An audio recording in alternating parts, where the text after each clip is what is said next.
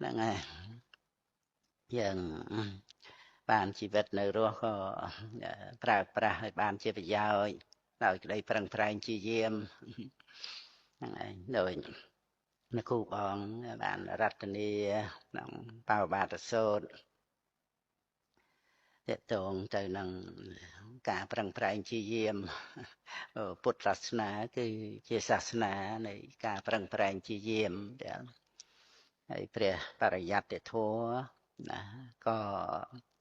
មានបដិបត្តិធម៌ហ្នឹងប្រកបជាយាមទាំងបរិយត្តិធម៌ហ្នឹង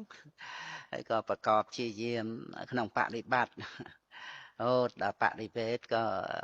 មានក្តីជាយាមជាលោកុត្តរៈ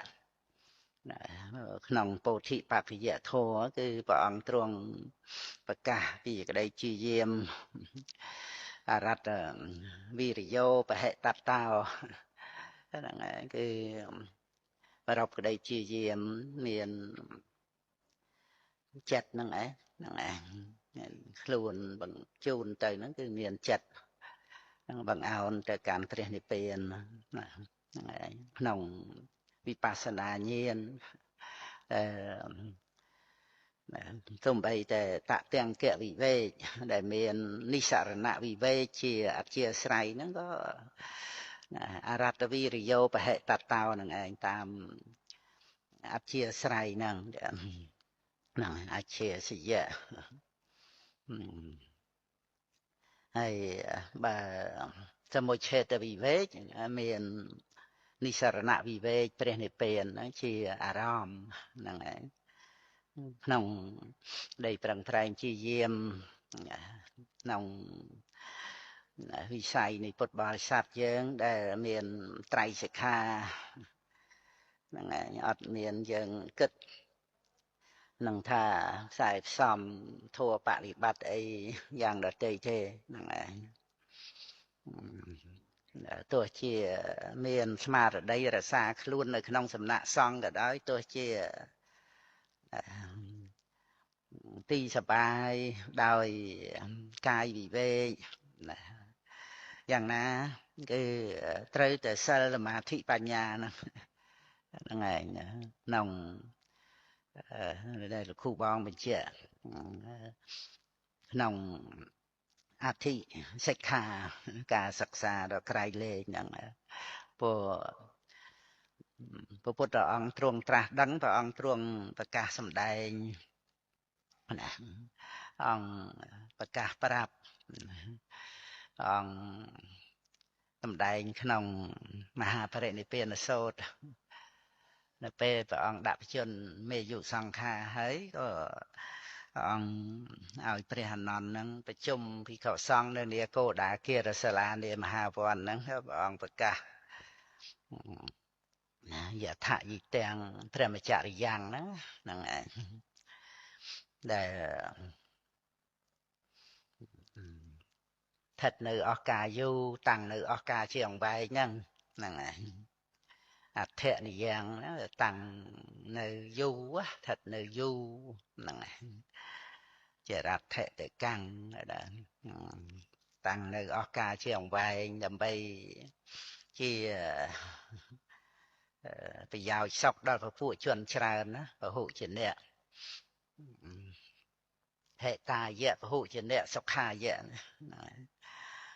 លោកានុកម្មបាយៈដើម្បីអនុគ្រោះដល់សត្វធ្វៈលោកអត្ថាយៈហេតាយៈសុខាយៈទេវមនុស្សសានំដើម្បីជាក្តីសុខដែលចម្រើនដើម្បីជាប្រយោជន៍ដល់មនុស្សនិងទេវតាទាំងឡាយសូម្បីអហេតុកៈសត្វអីក៏ព្រះអង្គទ្រង់ប្រោសជានន្តោបនន្តៈនិករាជអីចឹងប៉ុន្តែថាយកជាពិសេសគឺសហេតុកៈដេសន្ធិដូចមនុស្សយើងគឺថាបានបដិសន្ធិល្អចឹងមកណាហើយបើប្រកបដោយបញ្ញាទៀតទៅក៏ពិសេសហ្នឹងឯងព្រោះវាំងបរិបូរដោយបញ្ញាអីហ្នឹងសិតតែចូលក្នុងអង្គនៃភពពាកមនៈបុគ្គលហ្នឹងឯង មិនមានអន្តរាយទាំង3ហ្នឹងហើយមានសទ្ធាក្នុងរតនត្រ័យទី4ហើយឆន្តិកាណាគឺកតកម្មយតាឆន្ទៈហ្នឹងទី5ហ្នឹងមានតែមនុស្សក្នុងចម្ពោះទ្វីបផងចាហើយទី6ហ្នឹងគឺភវង្គបញ្ញាបរិបូរហ្នឹងហើយទី7ឧបនិស្ស័យនៃអរិយមគ្គហ្នឹងគឺចុះកម្មសមត្ថនិយមធម៌ហ្នឹងណានៅក្នុងពុទ្ធសាសនាគឺអត់មានបកបន់ស្រន់បួងសួងសុំអីពីណានាទេគឺជាសាសនានៃការប្រឹងប្រែងជាយាមពុទ្ធអង្គសម្ដែងឲ្យពុទ្ធបរិស័ទយើងជាយាមឯងតែជាយាមបើជាវិរិយៈចេតសិកវាជាបកិណកៈវាអាចជាយាមខុសហ្នឹងហើយទៅជាមិច្ឆាជាយាមហ្នឹងទៅមិច្ឆាវាយាមោអញ្ចឹងទៅហ្នឹងហើយយើងជាយាមក្នុងសិលសមាធិបញ្ញាអញ្ចឹងគឺជាយុទ្ធវិធីហ្នឹងហើយ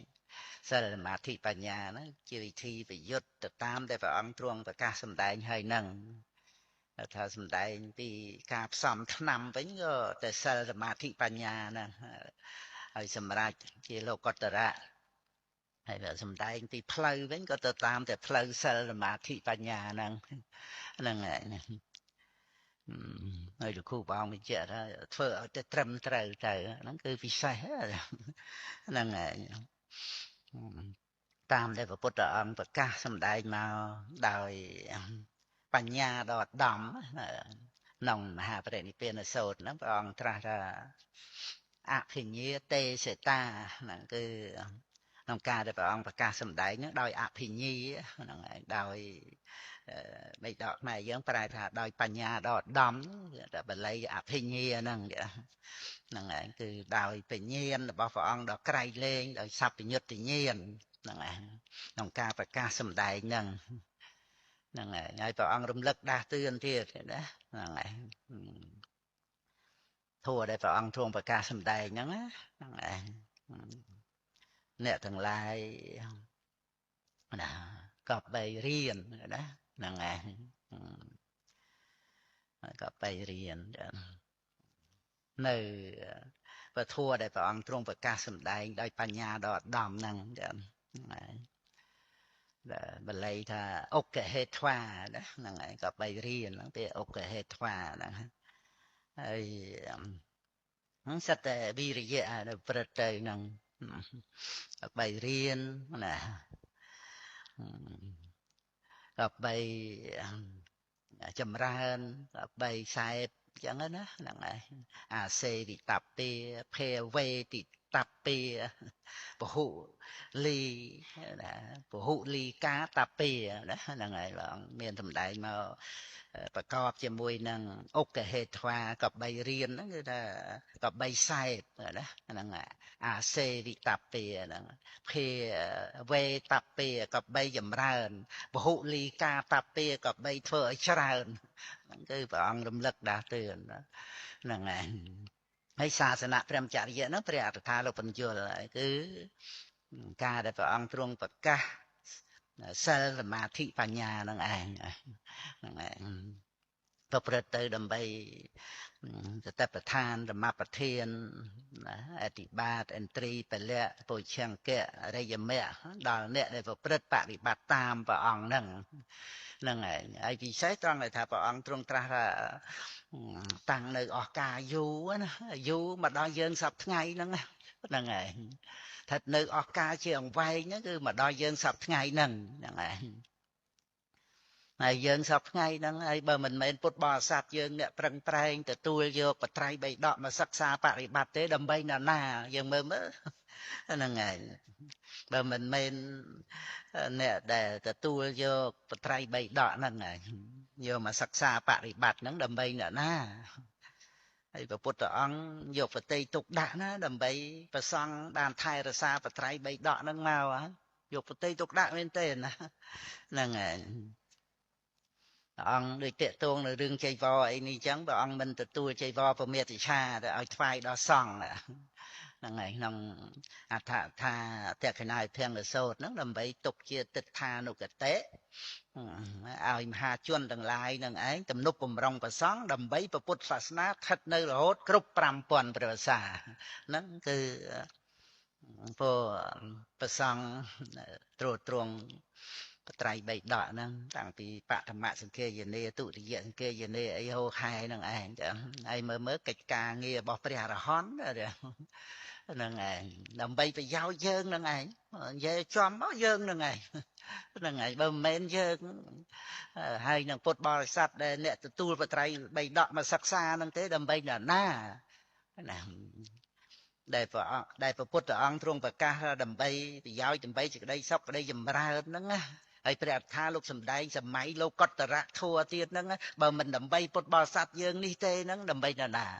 វាមិនដែលអ្នកដែលអត់សទ្ធាអត់ជ្រះថ្លាទទួលបត្រៃបីដកមកហើយបានមគ្គផលវាមិនមែនជាហេតុដែលប្រព្រឹត្តទៅបានទេហ្នឹងហើយយ៉ាងបានយើងនឹករលឹកថាពុទ្ធបរិស័ទយើងហ្នឹងគឺស្ថិតក្នុងសំណាញ់ញាណរបស់ព្រះពុទ្ធអង្គ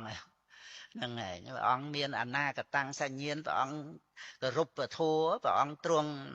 ពិចារណាហើយត្រង់ថាពធัวដែលព្រះអង្គប្រកាសសម្ដែងហ្នឹងផ្សព្វផ្សាយមកណាខ្លះហ្នឹងឯងមុននឹងអស់ទៅហ្នឹងបន្ទាប់ពីព្រះអង្គបរិនិព្វានទៅនៅបានបណ្ណាដែលព្រះអង្គប្រកាសហើយណាតលប្រអស់ហើយហ្នឹងមិនមែនពាក្យព្រះកថាអីទេណាអធនិយាអសៈហ្នឹងឯងចេរតថេតិកាំងណាហ្នឹងឯងតាំងនៅអស់ការជាអង្វែងហ្នឹងឯងថាថេជេរកាលហ្នឹងព្រះអង្គប្រកាសហើយព្រះពុទ្ធដីកាថាយ៉ាងម៉េចគឺចឹងណាជាពាក្យពិតហើយមានប្រយោជន៍ត្រង់ព្រះអង្គប្រកាសពហុជនៈហេតាយៈពហុជនៈសុខាយៈណា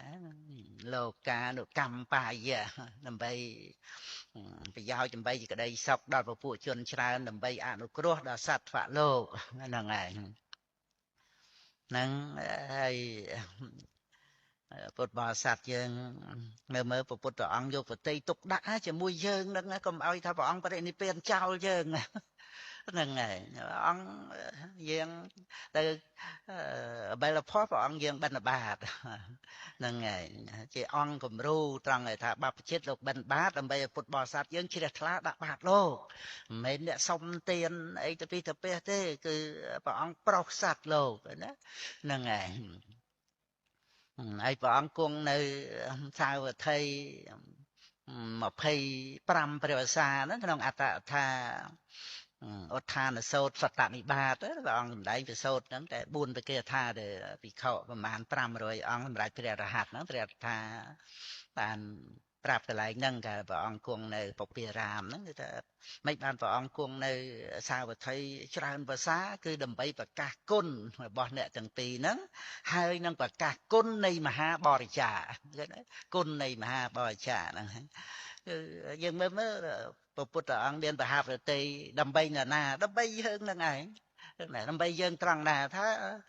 ប្រកាសគុណនៃមហាបរិច្ចាដើម្បីឲ្យពុទ្ធបរិស័ទយកចិត្តទុកដាក់បរិច្ចាទំនុកបំរុងប្រសង់បានប្រសង់ហ្នឹងថែរក្សាពុទ្ធសាសនាមកឲ្យយើងបាននេះហ្នឹងហើយហ្នឹងគឺពុទ្ធបរិស័ទយើងហ្នឹងណាហើយបត្រៃបីដកអីហ្នឹងបើអត់បានប្រយោជន៍មកទេ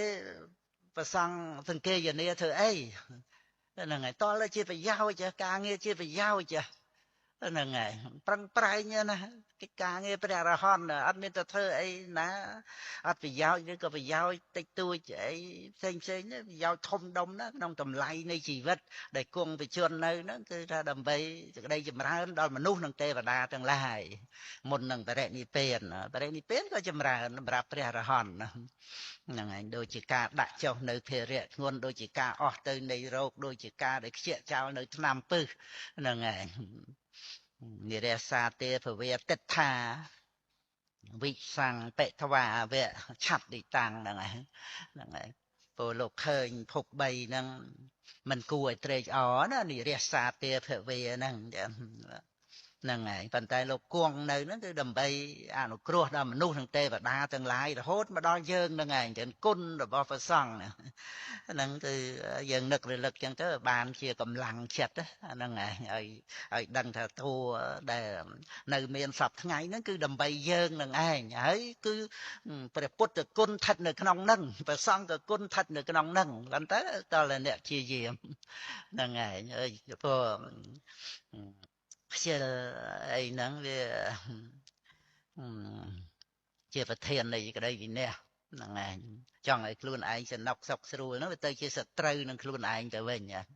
ហ្នឹងឯងអត់ធន់អត់ធន់ព្រោះសេចក្តីអត់ធន់នោះអត់ធន់មួយអារម្មណ៍ដែលនាំឲ្យមានរាគៈអត់ធន់មួយអារម្មណ៍ដែលនាំឲ្យមានទោសៈអត់ធន់ជាមួយអារម្មណ៍ដែលនាំឲ្យមានមោហៈអត់ធន់មួយអារម្មណ៍ដែលនាំឲ្យមាន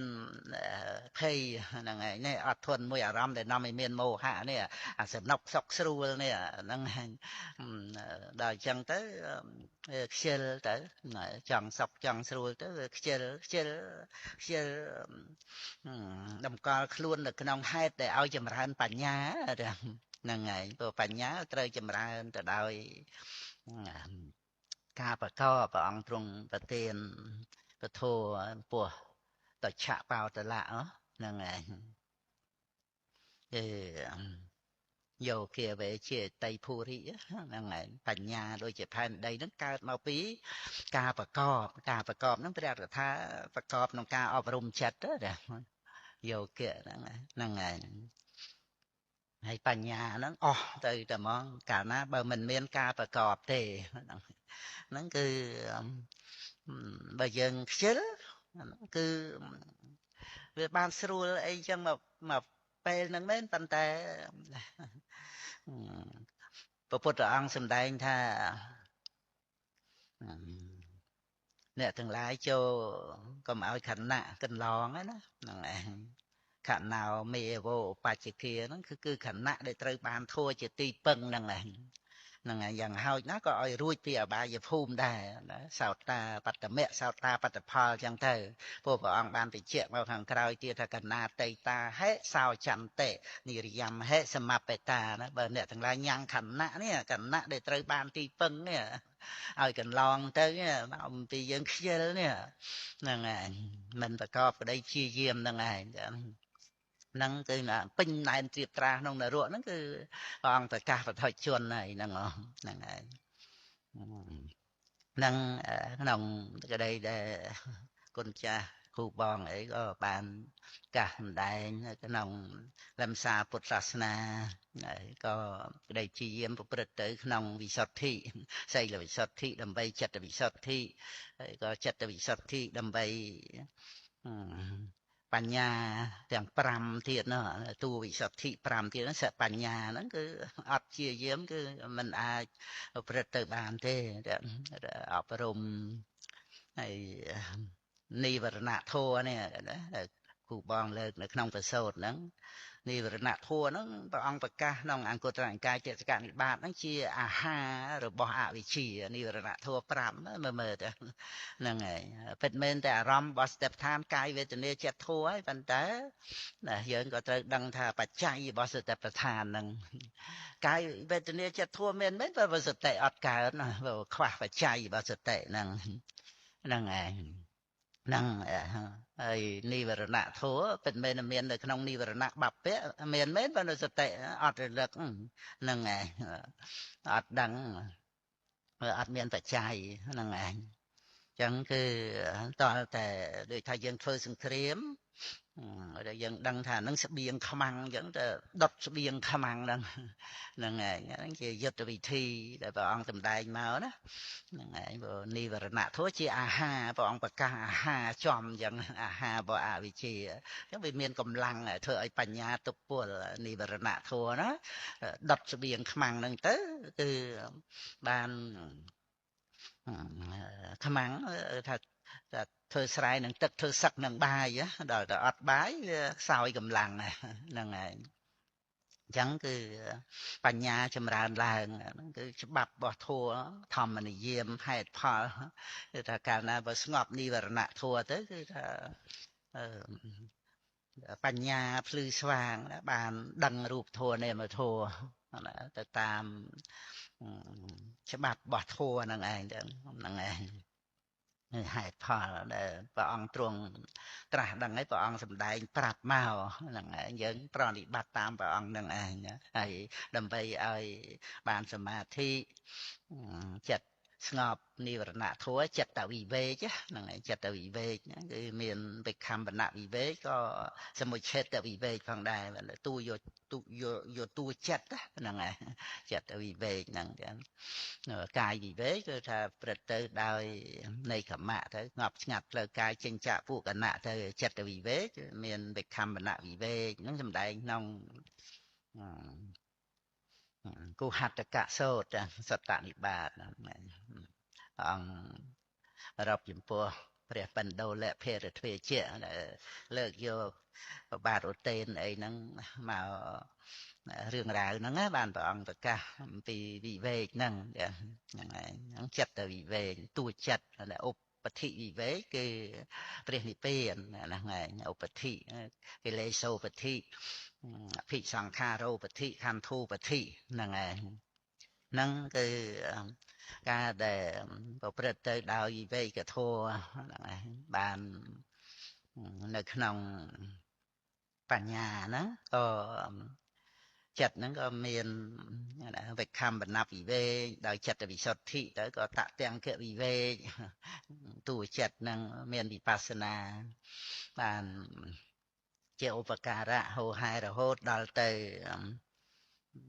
ញាណទេសនៈវិសុទ្ធិមគ្គញាណទាំង4ហ្នឹងឯងក្នុងវិសុទ្ធិទី7ហ្នឹងយាវតេវៈអនុបាទេបរិនិព្វានណត្ថាតែមានណត្ថាគឺអត្ថាបរិនិព្វានណត្ថាហ្នឹងគឺអត្ថាហ្នឹងជាបរមត្តជាប្រយោជន៍លោកប្រែទៅជាប្រយោជន៍ហ្នឹងឯងញាណទេសនៈវិសុទ្ធិហ្នឹងគឺមេញាណទាំង4ហ្នឹងមានប្រយោជន៍ត្រឹមអនុបាទាបរិនិព្វានហ្នឹងហើយគឺការដែលមិនកើតឡើងនៅវត្តដាក់ទាំង3ហ្នឹងកិលេសវត្តៈកម្មវត្តៈវិបាកវត្តៈហ្នឹងដោយមគ្គហ្នឹងហ្នឹងហើយព្រោះព្រះនិព្វានគឺអនុបាទនិរោធនៅក្នុងវិភង្គសោតសោតទី2ក្នុងបៃដកលេខ31និទានវៈហ្នឹងសោតទី2ហ្នឹងគឺព្រះអត្ថកថាលោកបញ្យលនិរោធោហោតិតេអនុបាទោហោតិហ្នឹងឯងនិរោធោហោតិតេអនុបាទោហោតិហ្នឹងពាក្យព្រះអត្ថកថាហើយនិរោធគ្រប់បទទាំងអស់ហ្នឹងគឺជាឈ្មោះនៃព្រះនិព្វានបញ្យលតមកជាប់គ្នាហ្នឹងឯងហ្នឹងឯងព្រះអត្ថកថាវិភង្គសោតហ្នឹងហើយបានតមកបដិបទាសោតប្រសោតទី3ហ្នឹងគឺមានបញ្យលពីវិរិយកៈនៅក្នុងអវិជ្ជាយៈទ្វេវៈអសេសៈវិរិយកៈនិរោធិបញ្យលពីវិរិយកៈហ្នឹងដោយន័យ2វិរិយកៈន័យទី1គឺជាឈ្មោះនៃព្រះនិព្វានហ្នឹងឯងចាហ្នឹងឯងវិរិយកៈជាឈ្មោះនៃព្រះនិព្វានហើយន័យទី2គឺជាឈ្មោះនៃមគ្គណាមគ្គគេណហ្នឹងឯងណាដែលបានសម្រេចនៅនិរោធហ្នឹងដោយមគ្គហ្នឹងឯងអាហ្នឹងគឺវិរិយកៈដែលគុណចាស់តែងហ្វាតជេហ្នឹងហ្នឹងឯងអវិជ្ជាយៈទ្វេវៈអសេសវិរិយកៈនិរោធិវិរិយកៈហ្នឹងគឺនៃម្យ៉ាងគឺនិរោធគឺព្រះនិព្វាននៃម្យ៉ាងគឺជាមគ្គហ្នឹងឯងហ្នឹងក្នុងខ្លឹមសារពុទ្ធបរិស័ទធ្វើដំណើរដោយក្តីព្យាយាមទៅរកព្រះនិព្វានដែលជាទីបំផុតនៃវត្តទុក្ខអេសេវន្តោទុក្ខសៈហ្នឹងជាទីបំផុតនៃវត្តទុក្ខហ្នឹងឯង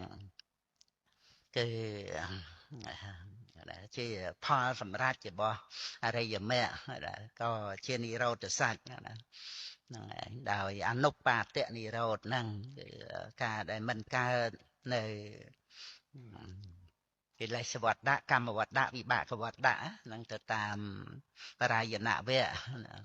ដែលព្រះអង្គទ្រង់ប្រទានចំពោះអចិតៈព្រាមហើយនៅក្នុងចូលនិទេសបានបញ្យលអំពី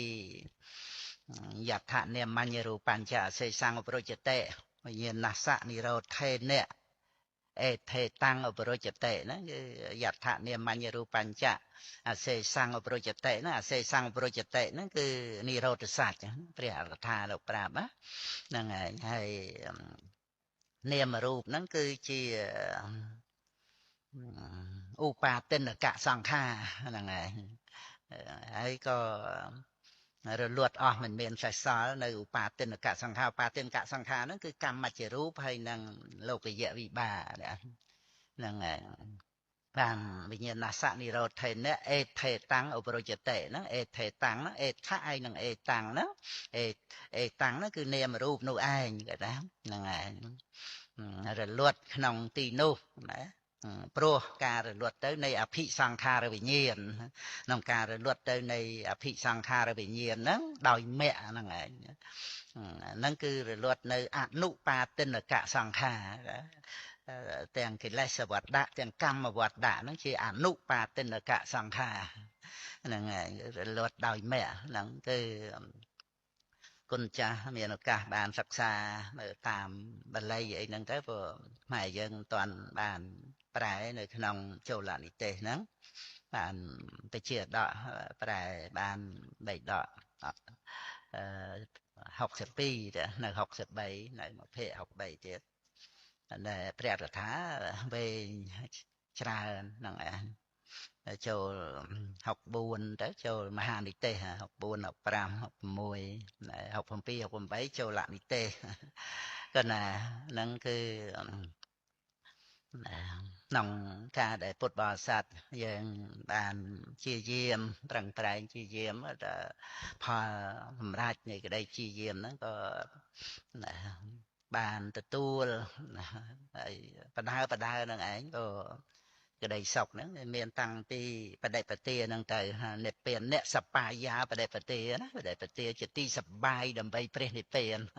ហ្នឹងឯងព្រះនិព្វានក៏ជាបរមសុខហ្នឹងឯងហ្នឹងគឺហិម្សាអំណាចចូលរួមមួយគុណចាស់ពូបងលើកពីការប្រឹងប្រែងជាយាមហ្នឹងឯង